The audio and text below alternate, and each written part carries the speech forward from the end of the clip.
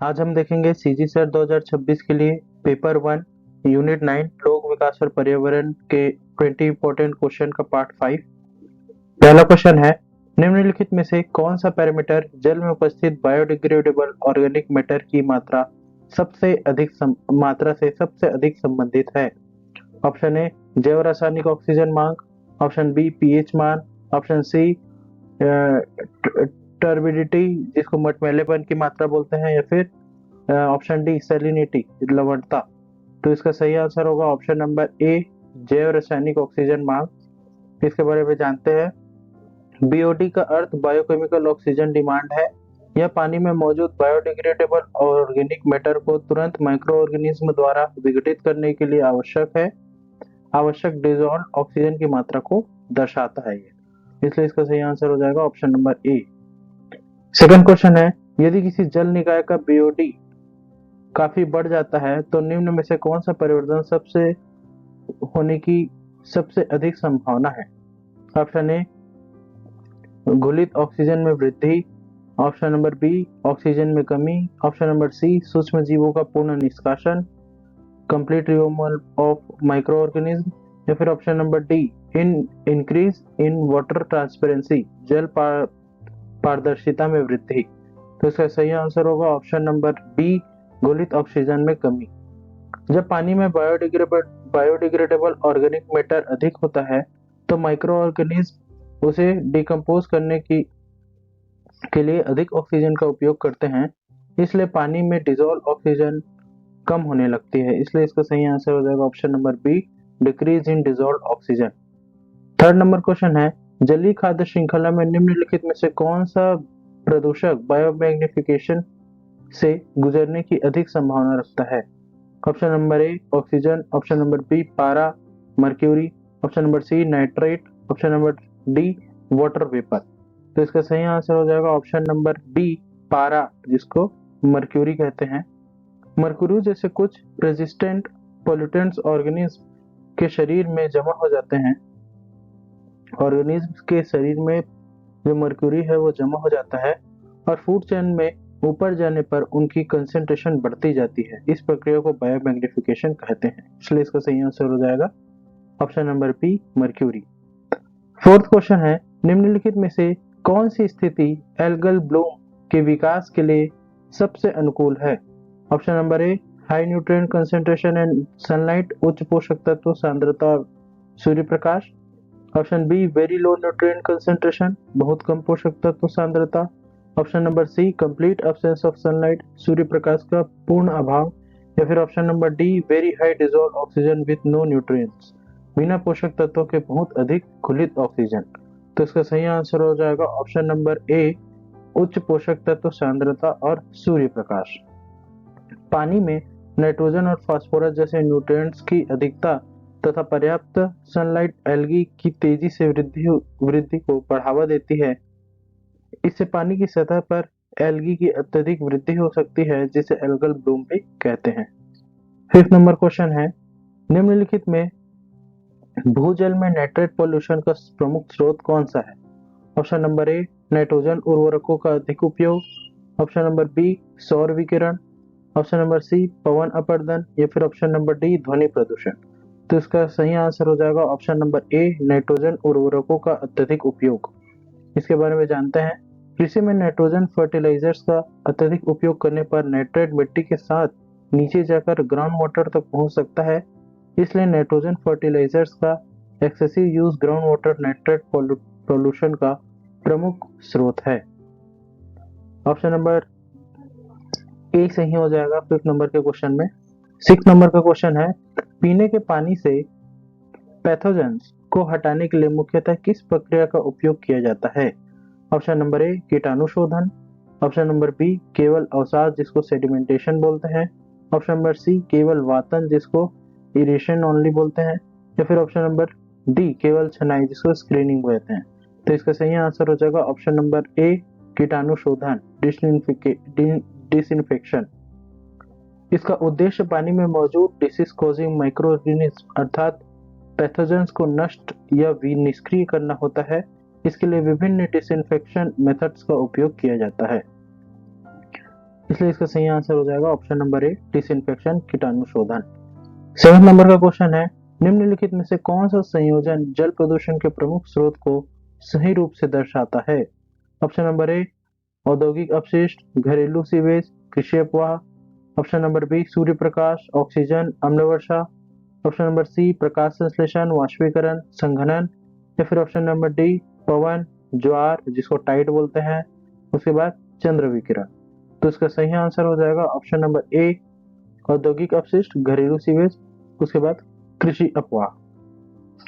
तो जल प्रदूषण के प्रमुख मानव जनित स्रोतों में शामिल है औद्योगिक अपशिष्ट, घरेलू सीवेज और खेतों से बहकर आने वाले फर्टिलाइजर्स आदि। ये सभी जल की गुणवत्ता को प्रभावित करते हैं।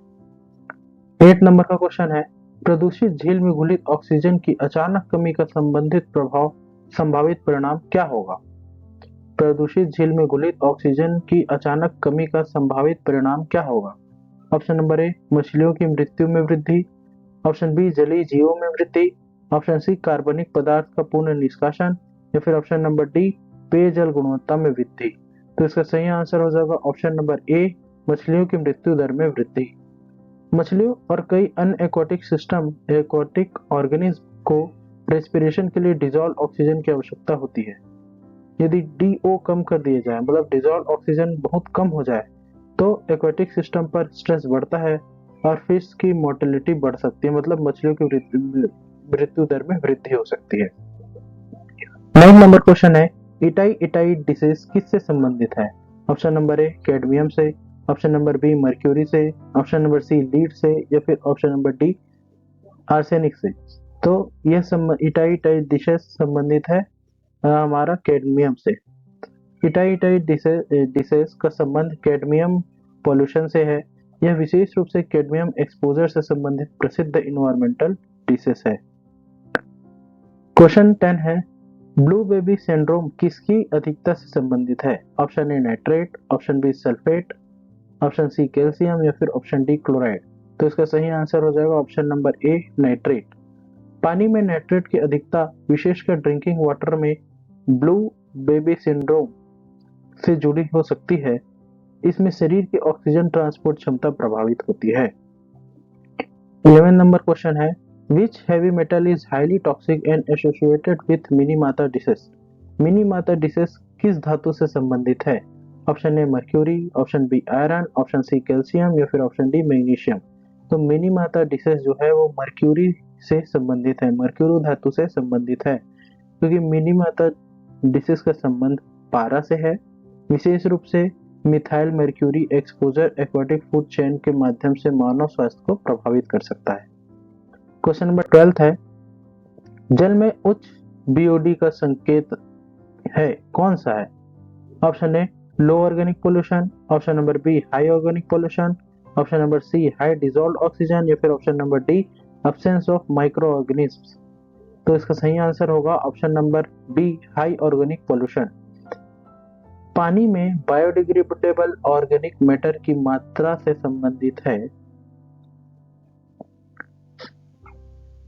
यदि बीओडी अधिक है तो माइक्रो ऑर्गेनिज्म को ऑर्गेनिक मैटर डिकम्पोज करने के लिए अधिक ऑक्सीजन चाहिए, इसलिए हाई बीओडी सामान्यतः हाई ऑर्गेनिक पोल्यूशन का संकेत होता है।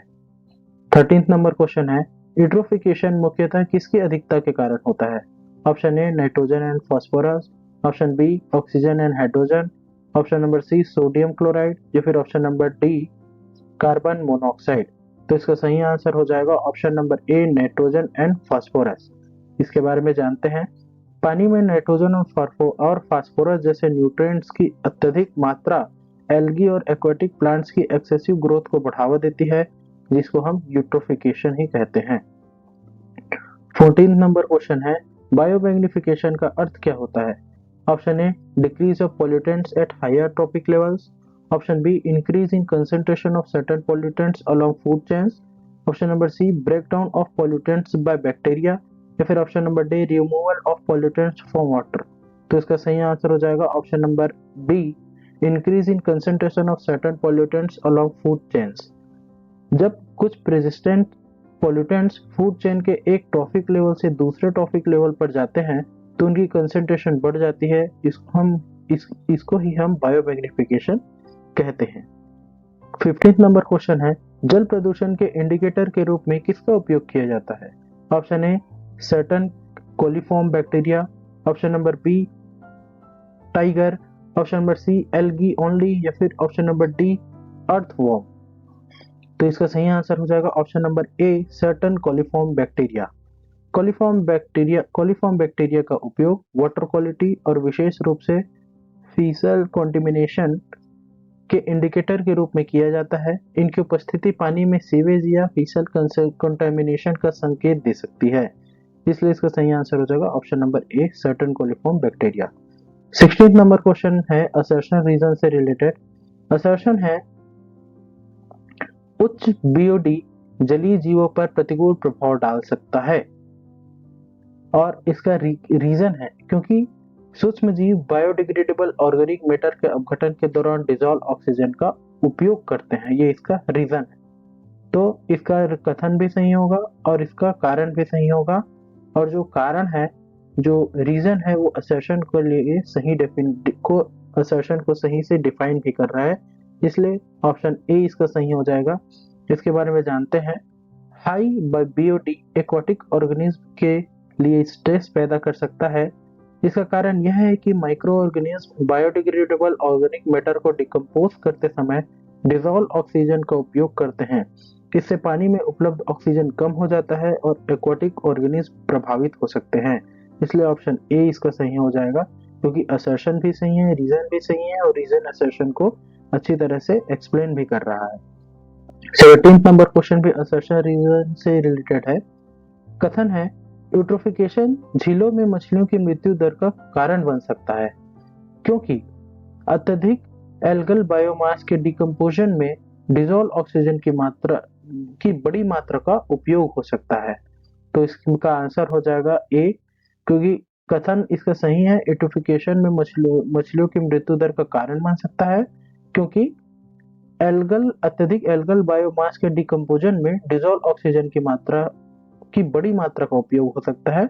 कारण भी सही है, और कारण जो है वो कथन को डिफाइन भी कर रहा है, इसलिए इसका भी सही आंसर ऑप्शन नंबर ए हो जाएगा।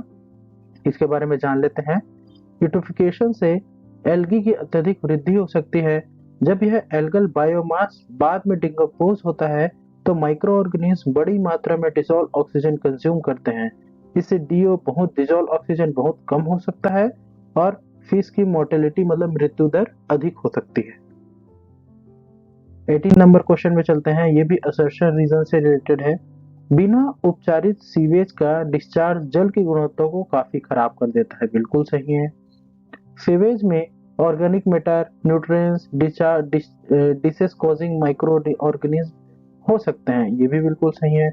तो इसका सही आंसर हो जाएगा ऑप्शन नंबर ए, क्योंकि रीजन यहाँ पर असर्शन को डिफाइन कर रहा है, अच्छी तरह से एक्सप्लेन कर रहा है, इसलिए ऑप्शन नंबर ए सही हो जाएगा। बिना उपचारित सीवेज में ऑर्गेनिक मैटर, न्यूट्रिएंट्स और डिसीज कॉजिंग माइक्रो ऑर्गेनिज्म हो सकते हैं। यदि इसे सीधे जल स्रोत में डिस्चार्ज किया जाए तो वाटर क्वालिटी काफी खराब हो सकती है, इसलिए यहाँ पर दोनों स्टेटमेंट सही हैं और रीजन असर्शन को एक्सप्लेन भी अच्छी तरह से कर रहा है। 19th नंबर क्वेश्चन है, निम्नलिखित में से कौन सा युग्म जलीय खाद्य श्रृंखलाओं में बायोमैग्निफिकेशन दिखा सकता है? ऑप्शन ए है पारा और कुछ persistent organic pollutants, option number B है ऑक्सीजन और नाइट्रोजन, ऑप्शन नंबर सी है वाटर एंड हाइड्रोजन, या फिर ऑप्शन नंबर डी है कैल्शियम और घुलित ऑक्सीजन। तो इसका सही आंसर हो जाएगा option number A mercury and certain persistence organic pollutants, पारा और कुछ प्रेसिस्टेंस ऑर्गेनिक पॉल्यूटेंट्स। इसके बारे में जान लेते हैं। मर्क्यूरी और कुछ प्रेसिस्टेंस ऑर्गेनिक पॉल्यूटेंट्स लंबे समय तक इन्वायरमेंट में, वातावरण में बने रह सकते हैं और फूड चेन में ऑर्गेनिज्म के शरीर में जमा होकर हाई ट्रॉपिक लेवल पर अत्यधिक कंसंट्रेशन दिखा सकते हैं, इसलिए इसका सही आंसर हो जाएगा option number A. Last question है, कैडमियम पॉल्यूशन किस रोग से संबंधित है? ऑप्शन ए इटाई रोग, ऑप्शन बी मिनीमाता रोग, option C blue baby syndrome, या फिर ऑप्शन नंबर डी मलेरिया। तो इसका सही आंसर हो जाएगा ऑप्शन नंबर ए itai disease. Cadmium pollution itai का महत्वपूर्ण इन्वायरमेंटल हेल्थ एसोसिएशन है। और इताई इताई रोग जो है वो कैडमियम पोल्यूशन से ही रिलेटेड है, इसलिए इसका सही आंसर हो जाएगा ऑप्शन नंबर ए, इटाई इटाई डिसेस। तो ये थे यूनिट 9 लोक विकास और पर्यावरण के इम्पोर्टेंट क्वेश्चन का पार्ट 5। Thank you.